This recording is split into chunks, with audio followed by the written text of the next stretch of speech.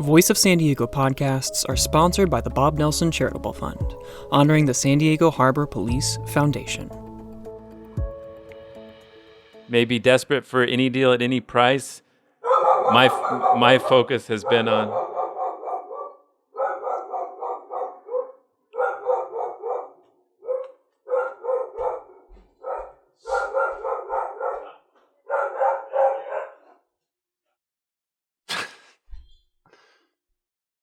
That was very loud.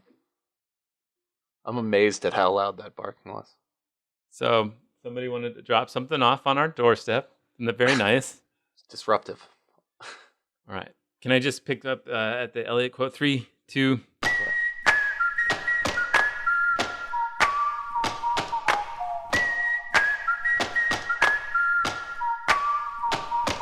Welcome to the Voice of San Diego podcast in partnership with News Radio 600 Kogo. I am Scott Lewis, the CEO and editor-in-chief at Voice of San Diego. I'm joined, as always, of course, by assistant editor Andrew Keats. Hello, Andy.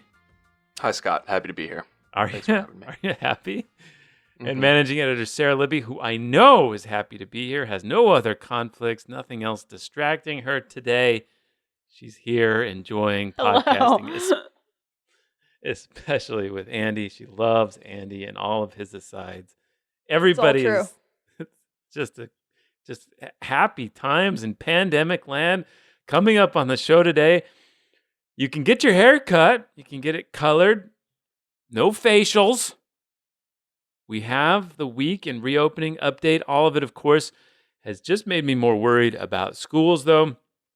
In Encinitas, a parking lot has become a site of major drama this year. City residents were upset about it becoming a long-term parking option for people who are living in their cars. This week, law enforcement stood behind the lot as it got its extension and revealed who they thought was actually making the trouble there. We'll talk about that. And by the time you hear this, the city of San Diego and SDSU will likely have made a historic deal transferring the Mission Valley Stadium land to the university. What it all means, what happens now, maybe some bit about what was holding it up at the beginning. But first, let's talk about this. The great reopening 2020 proceeds along in a scattered, confusing way. Just got an email from the YMCA saying that summer camps are coming at the end of June. A little different. They've been checking with the Camping Society and a few other groups to get their regulations down. What are we comfortable with doing these days, and where is the confusion still remaining? So I'm going to hold off on the haircut, I think, for a while. It's fine. Nobody's bothered by it, really. Like, what's the point? Going to let the people go get their haircuts that really want it for a while. I don't know. Andy, you only get your haircut like once a year anyway, so it's not a big deal. Got to tell you, it's that this has put into stark contrast the extent to which I maybe should care a little bit more about my appearance. Seeing how many people are like an issue for them in this quarantine is that it's been a long time since they've had a haircut. Just it makes me feel very guilty. Does it? I have not paid enough attention to that part of my life apparently, because this is all very normal for me. It took me till about 38 to get better at personal grooming. Yeah, I know. Maybe this will be the thing for me now. I'll just realize that that's part of being an adult. Sarah, you do any colors or facials or anything? You're excited to get back? I have not. I've never colored my hair ever, but it could really use a cut. But I'm not doing that anytime soon.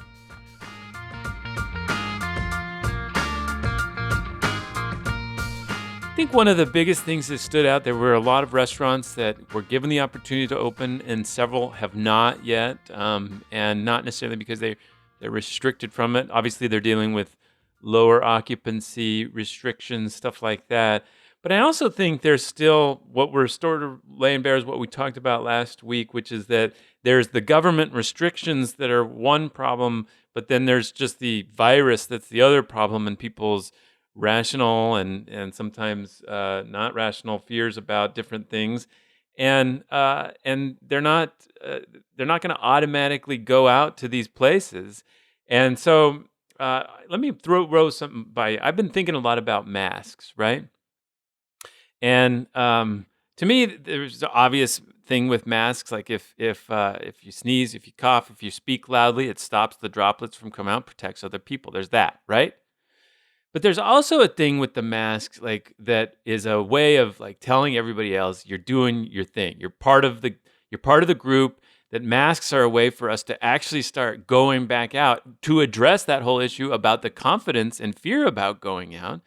To actually like say like we're going out, we're going to be part of society, we're going to interact, and this is one way to communicate that we're following all the other rules too, so that we can like have more confidence with interactions, because the confidence is the problem if there's some things open and they're not being filled and stuff like that. And so that's I don't think we're getting enough of a manual about how to live right now, right? Like a manual for just what life should be like if we're going to not just be completely locked in our homes. Yeah, one thing I've been thinking about a lot is our daycare is reopening, and I think we've probably decided to send our son back to daycare, which is a hard decision. But because of that, I think we're going to be probably participating in society even less, just because, he's already going to be exposed to these other children, and we want to take as many precautions as we can that we're not, exposing ourselves to all this extra stuff and then sending him off to be around other kids and their families and their teachers and things like that. And so it's hard to balance, like, because you're taking part in one thing, do you take part in anything else, and how much do you like cross contaminate all of those experiences?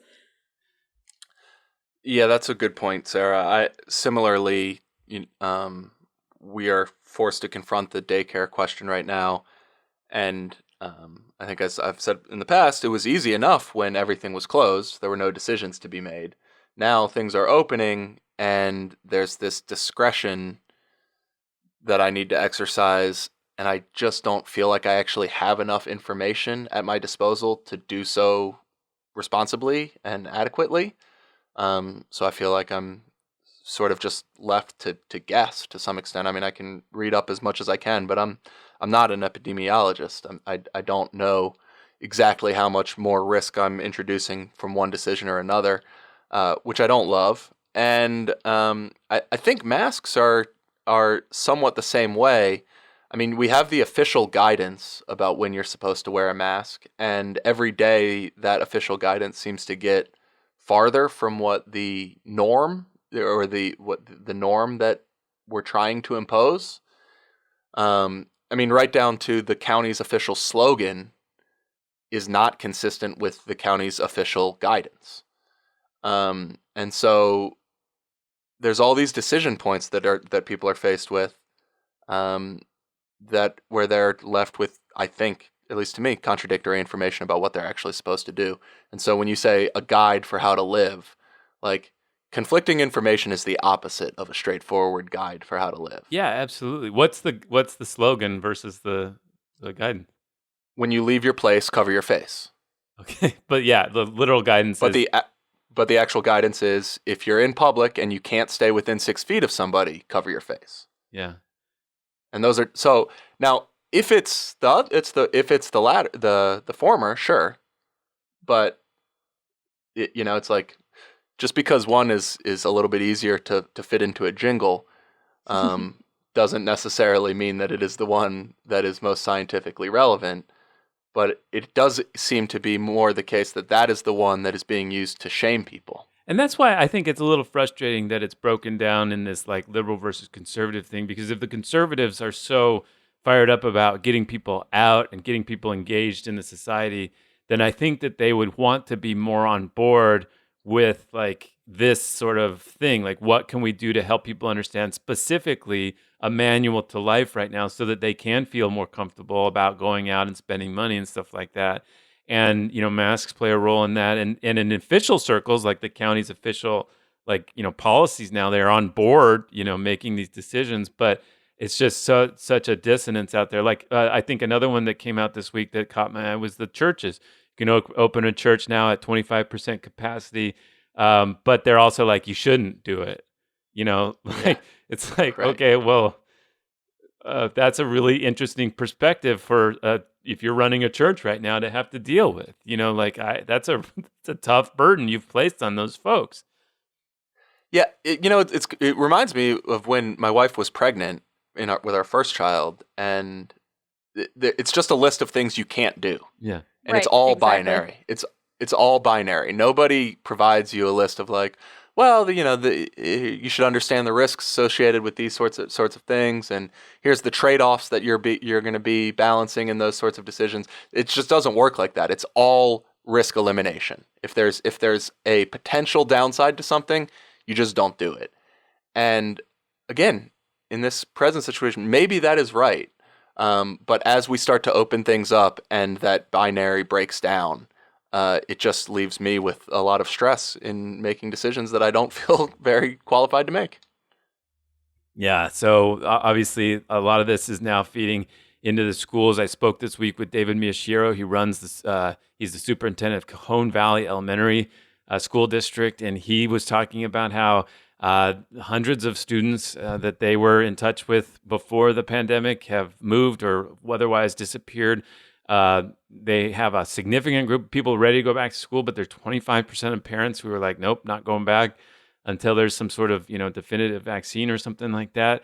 And so I just think we're heading again towards a couple of really scary moments with this school thing. Like, are they going to be able to open back up? What's the enrollment crisis if they do decide on distance learning, or even if they do decide to go back? Districts right now get their money from the state based on the students who go to school. If a bunch of students choose other options, their already existing financial problems are going to get compounded. And then, there's the whole issue of the economy. How can we have a functioning economy if there's no functioning schools and for what people do? I mean, we have our own employees and other people who are like, I don't know how I'm going to keep functioning even at this level of productivity without places for people to send their kids. So I don't know, still in the middle of this confusion. Hopefully we can get a little bit farther, I think, on that sort of manual about life. Because, as I spoke with that epidemiologist last week, there is a lot of parallel that we can get from HIV, the know your status, get tested a lot, know the status of your network, get tested a lot, also know how to protect yourself, because just not going out or not being, telling people not to engage with other people was not a solution to HIV, and I don't think it's a solution to this. But it's weird, like things come up. Like we have a 13-year-old living in our house now. My cousin has moved in to go to high school here, and she met a friend, and I was stoked about that. And the friends street over, and they're walking around OB. We let them walk around OB, go surfing, stuff like that. But like, what's okay? I don't even know what's okay for a 14-year-old to do normally, let alone like what's okay, in a pandemic, like stay outside. It does seem like we're boiling it down to that one restriction, which is don't gather inside, especially where people are speaking loudly or singing or something. Don't do that. But that's what school is. So I don't know. It's also what church is.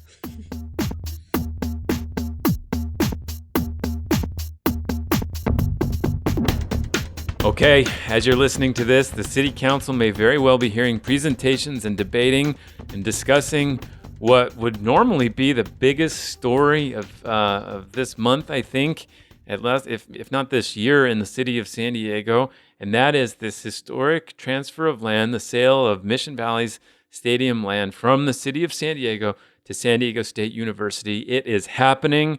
I think there's a pretty good chance it becomes a unanimous vote, which is just an amazing coda to a few years watching how this thing has developed. This comes, though, after a lot of last-minute discussions. There was an 11-hour negotiating session on Wednesday between the city attorney, and SDSU and its attorneys as they tried to pull this together. But bottom line is this deal looks like it's happening, and within a few months, hundreds of millions of dollars are going to be spent to literally move a lot of earth in Mission Valley. I don't know where to start. Should we go through like the actual legal questions and stuff, Sarah? Can I just play the Mara Elliott of this podcast and include a disclaimer that for history's sake, there's certainly a chance that deals in San Diego could fall through. Yeah. And maybe all of this will be moot several minutes after we release the podcast. They should Could really you imagine anything sillier than just assuming that this will all go swimmingly over the next 48 hours? But here we are. Let's do it. Yeah, they should really consider the podcast before they have Friday decisions. I feel like maybe they did, and they did it specifically to screw us, which, well done. Yeah. Yeah, well, that's fine. I can game recognize game on that one. Yeah. So let's just go over the basics. So obviously the city voters decided that the city of San Diego should sell this land to San Diego State. And then they agreed on basic terms, how much it should cost several months ago. But what we're talking about now is the actual purchase and sale agreement that they're gonna finalize and then go through escrow, just like you do with a house, and then actually transfer the money and transfer the property. So last week, though, late Friday, we love late Friday memos too. San Diego City Attorney Mara Elliott sent out a memo saying that if this goes through the way that it's outlined, the city could face dire consequences. Things are dire when an attorney puts dire in the first executive summary of their memo. Dire consequences. And at the heart of that is this question about recycled sewage. So what does that have to do? Well, let me tell you. So San Diego obviously wants to get about 30% of its water eventually from recycling our sewage. Recycled wastewater is called a Pure Water Program. And the Pure Water Program envisions that at least some of the infrastructure that they need for this, if not actually storage of some of the clean water, may need to occur in this Mission Valley land.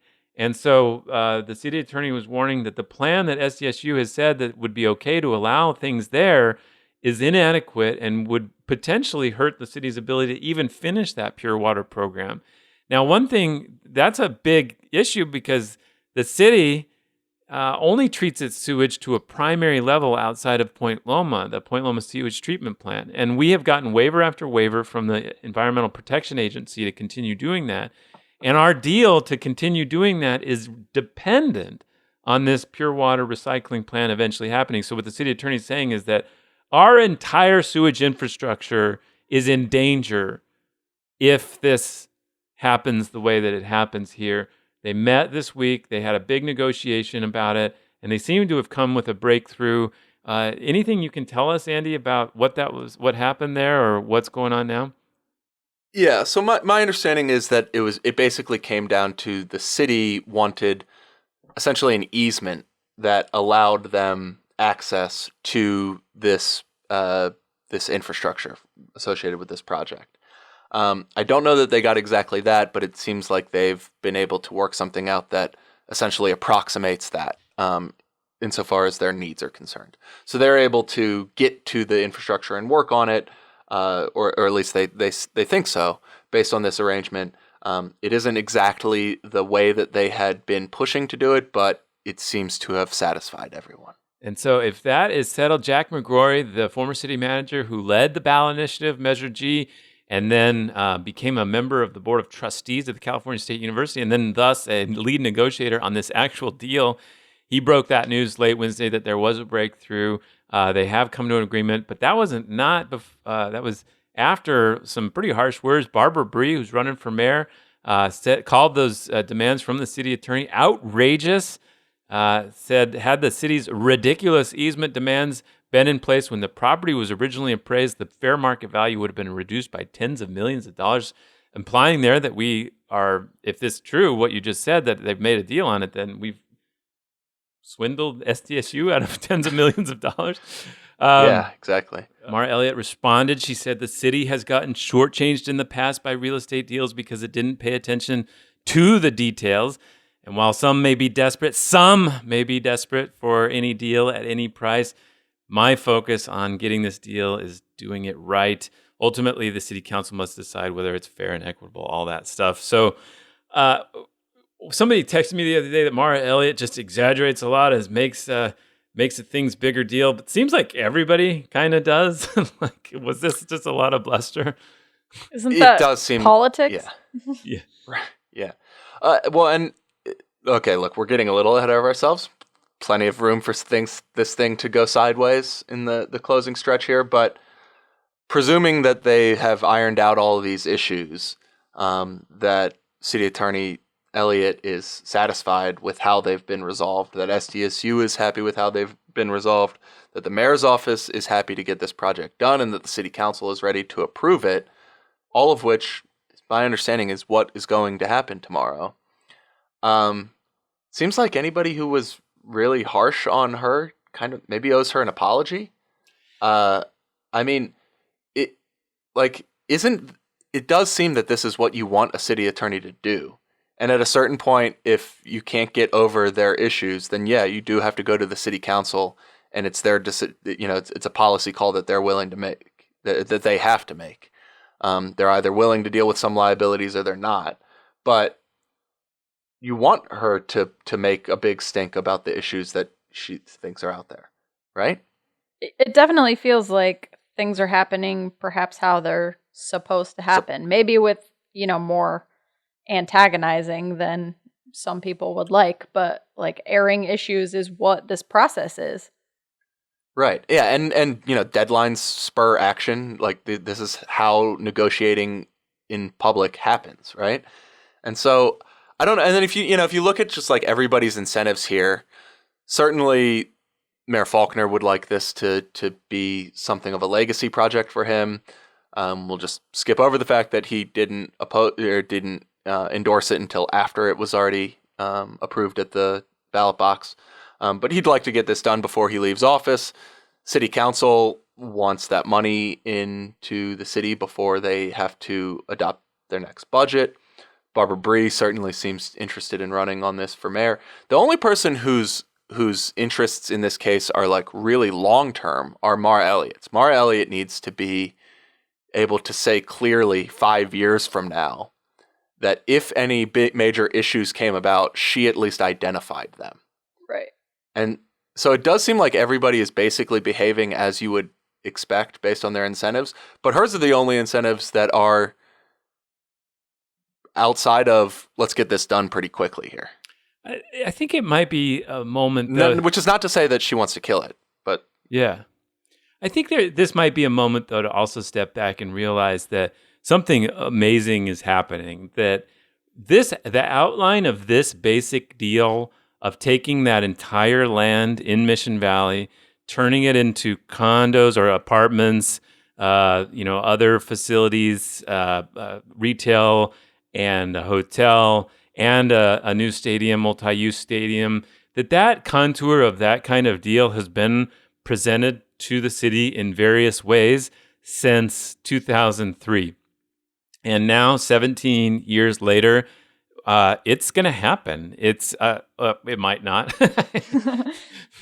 but it seems pretty clear that if this is really approved, and over the next few months the escrow does close, that they'll begin moving the earth and grading and preparing this land for a complete change. And so, as hard as and long as all those discussions were with the Chargers and other places, like it doesn't seem that weird that, after 3 years after this idea was conceived, it's now implemented. You know what I mean? Like it seems like transferring the city's most valuable piece of land with a bunch of other things that are underneath it and all these legal considerations and various ownership structures. Like it seems like a reasonable period to try to make a big switch like that, right? Yeah, I think that's fair. Also, as you were talking, I was thinking that maybe, the people who said that Mara Elliott was exaggerating, maybe they could view the resolution as vindication. Like, see, these things weren't actually that big a deal. Right. She might have been right to identify them, but it was a little overheated and we were totally capable of dealing with them or something like that. Right.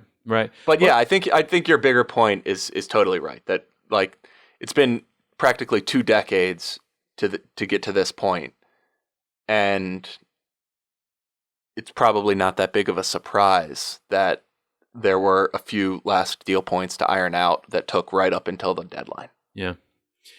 Well, a deadline focuses people's minds, and now the city will get a big check, a big wire transfer, I guess is how those things work, in July, and they'll spend it really quickly. So all the talk about holding on to assets and not spending them for one-time needs, I think, is not that significant in a pandemic like this. So we will watch that.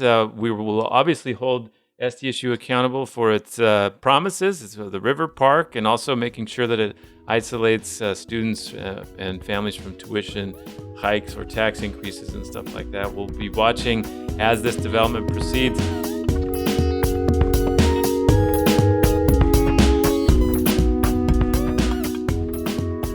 Well, speaking of the pandemic, obviously, one of the groups that was most affected and has had the most trouble since then are the poorest of our region, the poorest residents and homeless in particular.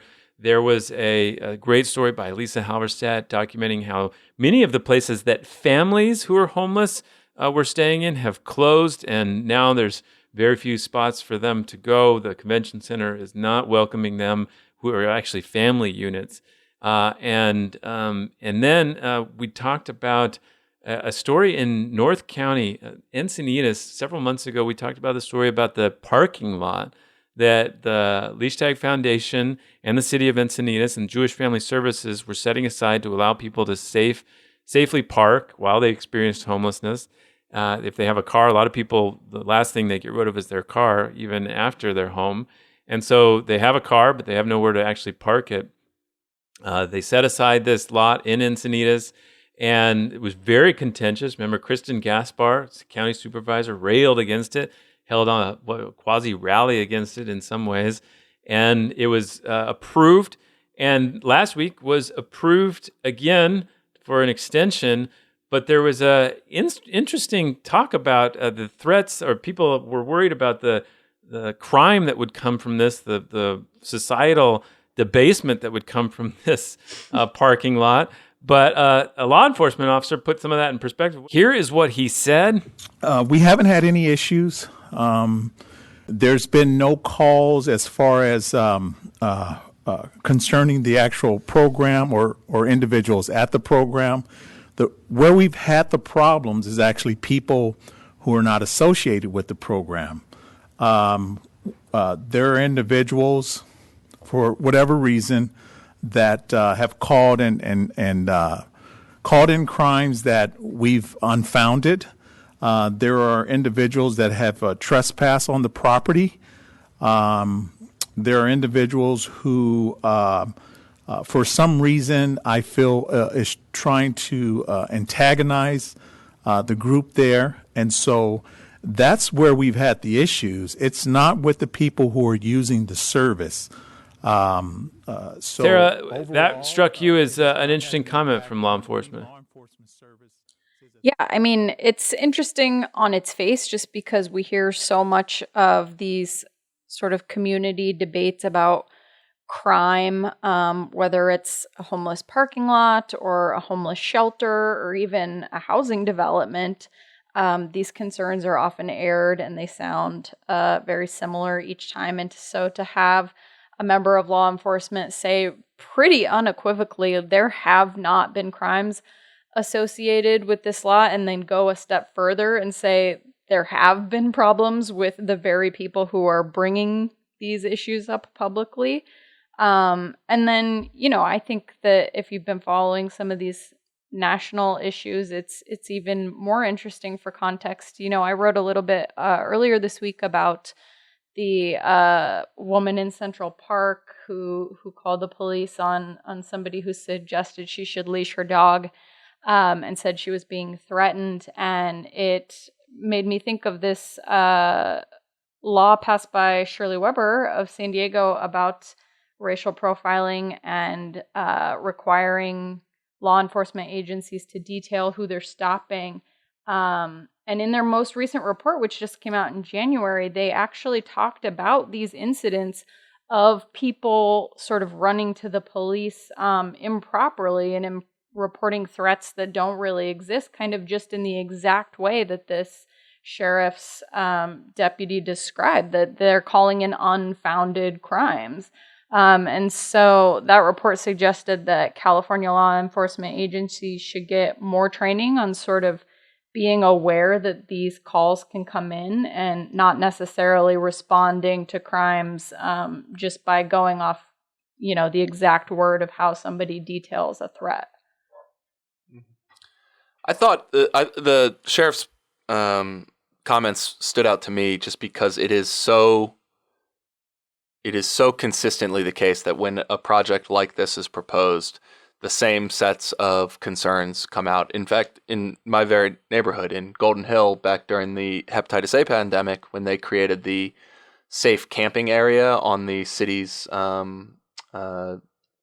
maintenance yard on B Street, a lot of my neighbors were very concerned about that and started, next door campaigns and I think, some angry town halls. They were organizing letter writings to Chris Ward, and then when it opened, it was just like this. It's not even. It doesn't even go far enough to say that it didn't create a spike in crime. It was as if it wasn't there.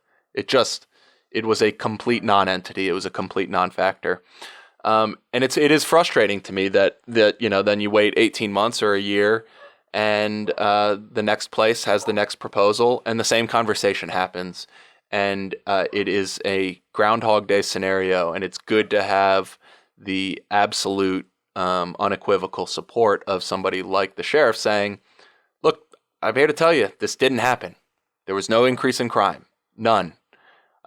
It's almost like a man bites dog part to have it say the one problem we've had to deal with is the people who opposed this thing have been antagonizing the homeless residents who stay here and calling in false crimes.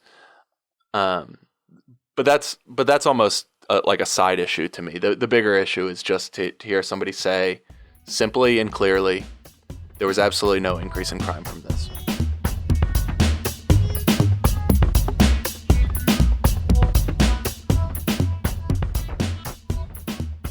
Well, if you have been to our annual policy summit on local politics and such called PolitiFest, the last 2 years, the national anthem to kick it off has been sung by Voices of Our City Choir, a choir of mostly homeless individuals put together by Steph Johnson and John Brady. And it's just a great group, and we've loved partnering with them over the years for various events. And a few months ago, I moderated a debate that they held for mayor. And this week on America's Got Talent, they were featured in the audition phase, and it was just a wonderful segment for them. But I think the real special part about it for me is it's something I can be unequivocally proud of, that group. They, John and Steph, they keep it real. They go very deep on policy. They go very deep on service. This isn't just a feel-good stunt that they've been pulling off. They are in this to help people and to change the dynamic around homelessness. And then to see them get that much of a platform and that much joy was just a real warm thing this week. And so we wanted to make sure we recognize that this week. Hi, everyone. Welcome.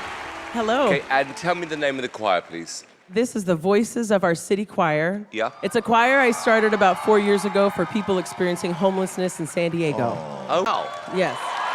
What an amazing idea. There were so many people living unsheltered in my neighborhood. I met musicians and singers, and I was like, wow, we could put together a group and sing together. Yeah. And there's people who are in the choir, they can't afford medicine, they can't afford rent, so we help them out. Right. And through the money that we've raised, we've helped people get off the street. Wow. Wow. What's the song you're going to do? The choir actually wrote the song. Oh, wow. We have a songwriting workshop. Okay, good. Let's see what happens in the next 2 or 3 minutes. Awesome. Listen to the sound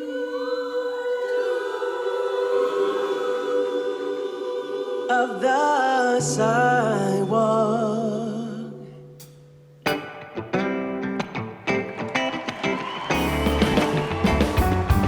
Listen to the sounds of the sidewalk. Listen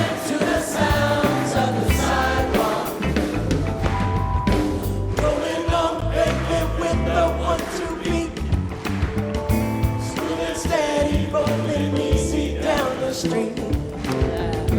Even though I'm not right back up on my feet, I'm helping myself stand up independently. I gotta keep that hope for tomorrow. With the dignity inside, what's mine is yours tomorrow.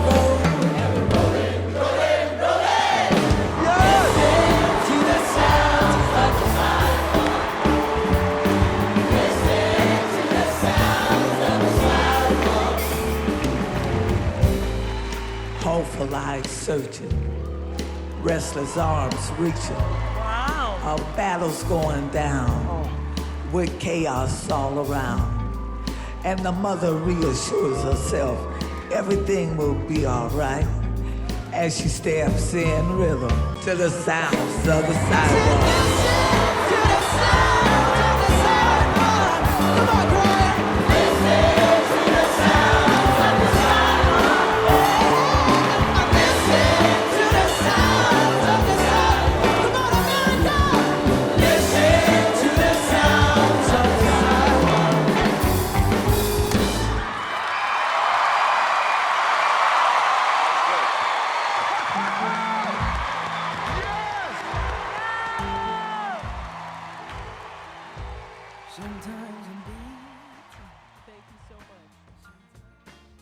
Thanks for listening to the Voice of San Diego podcast. It's the most popular public affairs podcast recorded in our kitchens and in our bedrooms and in these areas. Maybe we should just say in San Diego, like, let them come at us, right? Let them come at us if they got a more popular public affairs podcast. Keep up with all of our coverage with the Morning Report newsletter. You can get that at vusd.org/morning. I'm Scott Lewis, CEO and Editor-in-Chief. Andrew Keats is Assistant Editor. Sarah Libby's Managing Editor. This show is produced by Nate John. Thank you for listening. We'll talk to you next week.